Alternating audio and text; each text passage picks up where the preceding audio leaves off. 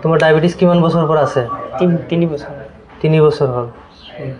তো ডায়াবেটিস তোমাৰ কি অসুবিধা পাইছিলা তুমি ডায়াবেটিস হৈছিল যে?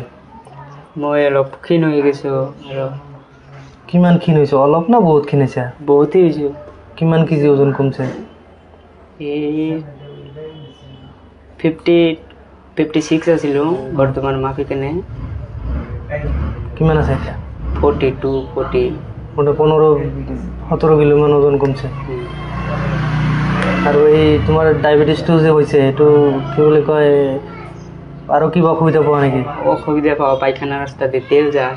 পায়খানা তেলৰ নিচিনা যায় আৰু হজম নহয় বস্তু? হজম নহয় বস্তুটো। কিবা খালে পায়খানা হয়? পায়খানা আৰু ডায়াবেটিস আছে লগত? ডায়াবেটিসটো কি বহুত থাকে নেকি? বহুত থাকে। বহুত থাকে? 500-600 হৈ যায়? 500-600 হৈ যায়। ঠিক আছে।